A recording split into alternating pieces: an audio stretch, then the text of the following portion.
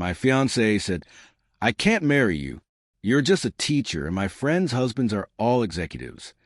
I replied, "I understand." Then I returned the ring, sold the house deposit she never contributed to, and booked a solo trip to Italy. 6 months later, she saw my new girlfriend, a doctor who loves that I'm just a teacher. I, 29 male, am a high school history teacher. My ex-fiancée works in PR. We had been together for 4 years, engaged for 1. We live modestly, saving aggressively for future. The shift in her behavior started about 6 months ago. 2 of her close college friends got married back-to-back. One married a VP at a tech firm, the other a hedge fund analyst. Suddenly, our Friday nights changed from ordering Thai food and watching movies to her scrolling through their Instagram feeds, making passive-aggressive comments about our budget. She'd say things like, her husband just bought her a Range Rover as a push present, and we're just doing Florida, or must be nice to have a man who drives a car made in this decade. I tried to be patient. I reminded her we were saving for a house. I had saved $80,000 over 7 years of grinding, tutoring, coaching soccer, and living well below my means long before I met her. That was my money, earmarked for our future down payment. She had 0 savings. Actually, less than 0. She had credit card debt. I was helping her pay down because image maintenance and networking drinks were apparently expensive necessities for her career. Then came the dinner that ended it all. She insisted we go to this exorbitantly expensive steakhouse downtown. I assumed it was a celebration, or maybe she just needed a night out to vent about work. We sat down, and she didn't even look at the menu. She ordered a bottle of wine that cost more than my weekly grocery budget. She took a sip, looked me dead in the eye, and dropped the bomb. "I can't do this anymore," she said. No tears, just cold corporate calculation. "I can't marry you." I froze. "What? Is there someone else?" "No," she said, looking bored, swirling the expensive wine. "It's just, look at the reality. You're just a teacher. You'll always be just a teacher. My friends are marrying executives. They're building empires. I need security. I need a lifestyle you simply can't provide. I love you, but love doesn't pay for a Hampton summer house or private schools. I deserve more." She paused, waiting. I know her. She expected me to beg. She expected me to promise to quit my job, go to law school, sell my soul, anything to keep her. She wanted the power trip. She wanted me to grovel so she could benevolently take me back on the condition that I change everything about who I was to suit her new aesthetic. I looked at her. I looked at the ring on her finger, a platinum band I'd sacrifice by.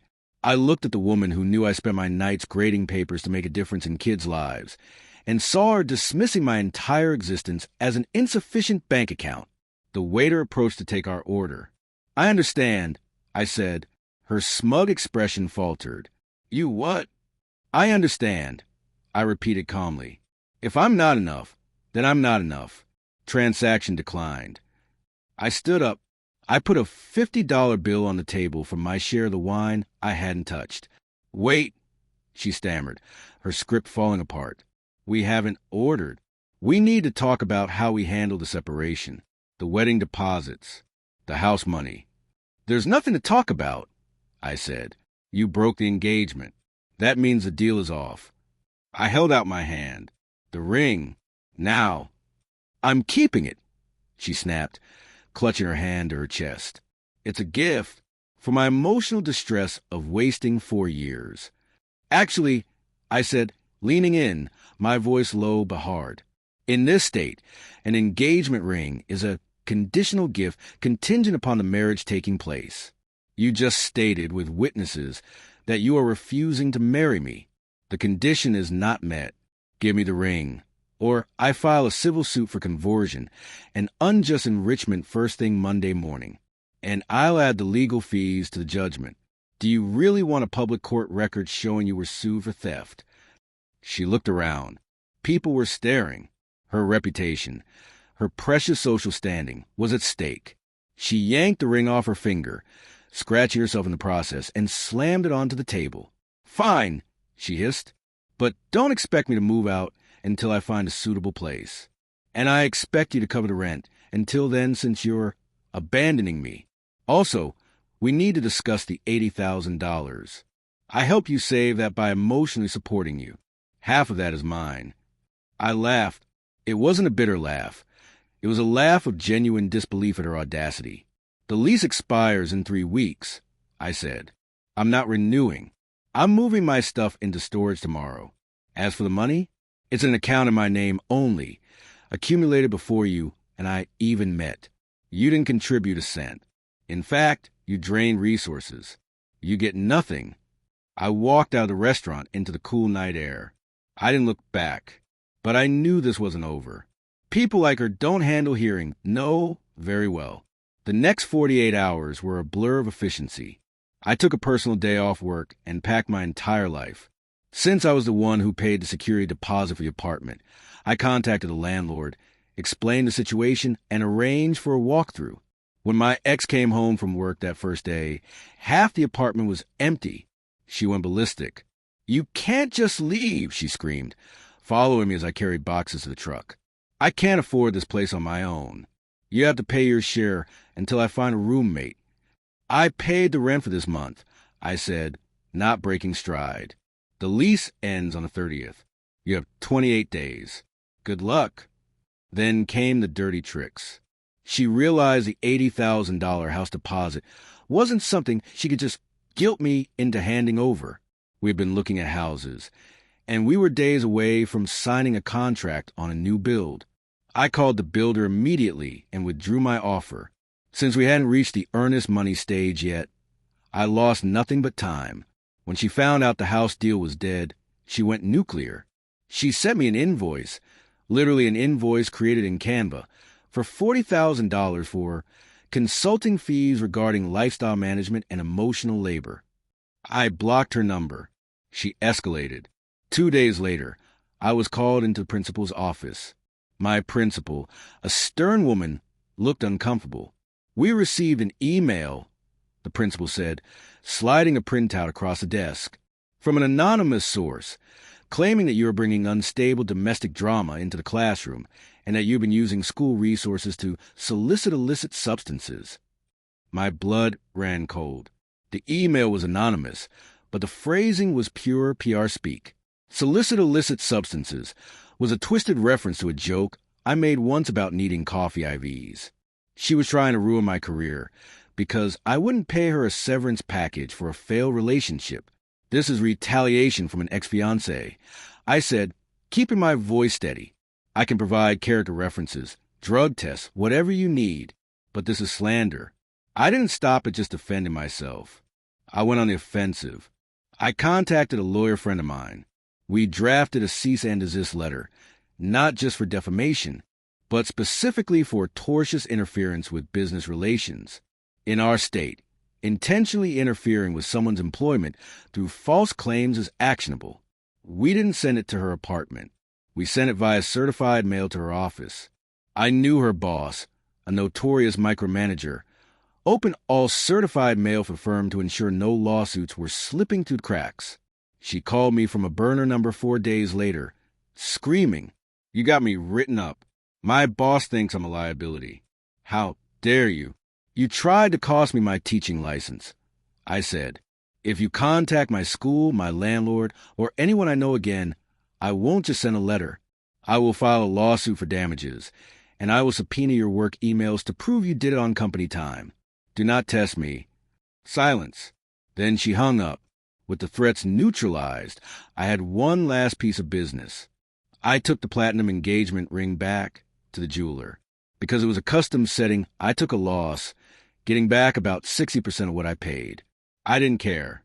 I took that cash, combined it with a chunk of the house deposit I no longer needed, and did something I had wanted to do since I was 18. I booked a solo flight to Rome. One way, I had the summer off. I was going to spend 2 months in Italy, researching Roman history for my curriculum, and drinking wine that didn't cost a mortgage payment. I posted one photo on social media, a picture of my passport and the ticket on the airport bar counter. Caption, "Trading executive expectations for Roman ruins." Ciao.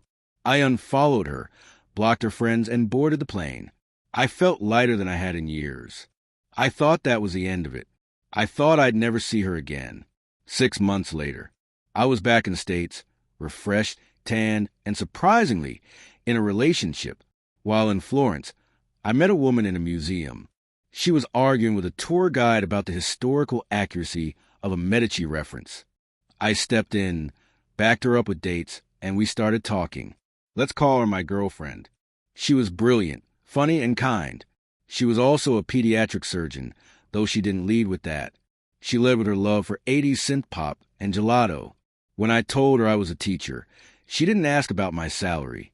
She asked what period of history I taught, and if I thought Caesar was a tyrant or a reformer. She loved that I was passionate about my work. Back home, things moved naturally. We were grocery shopping on a random Tuesday evening. Very domestic, very normal. My girlfriend was laughing at me because I was obsessively checking the labels on pasta sauce. Just get the spicy one, she teased, leaning her head on my shoulder. I need to ensure the sodium content doesn't kill us before the movie starts, I retorted. That's when I heard the sharp intake of breath behind me. I turned. There, standing by the artisan breads, was my ex-fiancée. She looked different, tired.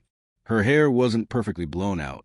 She was holding a basket with a single bottle of cheap Chardonnay and a frozen dinner. She froze when she saw me. Then her eyes darted to my girlfriend.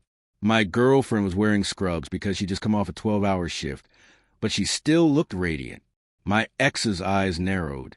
She walked over, putting on that fake, sugary smile I used to think was genuine. Well, she said, I didn't expect to see you here. And who is this? This is my girlfriend, I said, keeping my arm around her waist. And you know who she is. My ex looked my girlfriend up and down, noting the scrubs. Oh, a nurse? That's cute. It's good you found someone on your level. I guess you need someone who understands the struggle of living paycheck to paycheck. It was a classic mean girl dig. She was trying to humiliate me, trying to reassert that I was lesser. My girlfriend didn't blink. She smiled a sharp, surgical smile. Actually, she said, her voice smooth as silk, I'm a pediatric surgeon. Chief resident, actually, and I don't struggle with paychecks. But I do struggle with people who think a man's worth is tied to his job title rather than his character. My ex's face went pale. She stammered. My girlfriend stepped closer, not aggressively, but with an air of absolute authority. He told me what you did, how you tried to sabotage his career, because he wasn't executive enough for you. It's funny.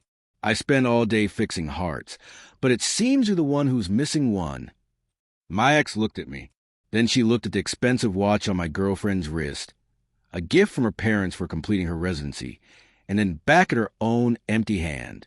I was just looking out for my future, my ex muttered, her voice trembling. He couldn't provide. He just cooked me a 3-course meal from scratch last night, my girlfriend said, looking at me with genuine adoration. And next week he's receiving a district award for his curriculum development. He provides plenty. Maybe you were just too expensive to maintain. My ex opened her mouth to retort, but nothing came out. The power dynamic had shifted so violently she had whiplash. She looked at the frozen dinner in her basket, then at us, a team happy and successful. Nice seeing you, I said, finality in my tone. Good luck with the executives. We turned our cart and walked away. We didn't look back, but the fallout filtered through the grapevine eventually. It turns out the executive world is small. When my ex tried to date around in those circles, she found herself blacklisted. My cease and desist letter to her work had triggered an HR review. While she didn't get fired, she was moved to a back office role with no client interaction and a significant pay cut because she was deemed a reputational risk. Furthermore, the friend she was trying to impress, they dropped her. It turns out, when you don't have a fiancé to split the bills with and you're drowning in debt trying to keep up appearances, you stop getting invited to the Hamptons. She was just a hanger-on to them, and without the stability I provided, she collapsed. I heard from a mutual friend that she had to move back in with her parents. She's currently living in her childhood bedroom, complaining on Facebook about how There are no good men left. As for me, I didn't just survive, I thrived. The trip to Italy cleared my head. The confrontation in the grocery store cleared my heart. I realized that my value wasn't a number on a W-2. It was in my integrity, my passion, and my ability to love someone without conditions. My girlfriend and I are still together. We bought a house last month. Not a mansion, but a beautiful historic Victorian that needs a little work. Exactly the kind of project I love. I used that $80,000 deposit I saved. My girlfriend wanted to contribute, but I insisted on the down payment. It felt like closing a chapter. I sometimes think about that night at the steakhouse. It was the most painful moment of my life, but it was also the luckiest. If she hadn't been so entitled, so brutally honest about her shallowness, I might have married her. I might be miserable right now, working a sales job I hate to buy her purses she doesn't need. She wanted an executive. She got a reality check. I wanted a partner. I got a doctor who thinks history teachers are the sexiest thing on earth. I think I won.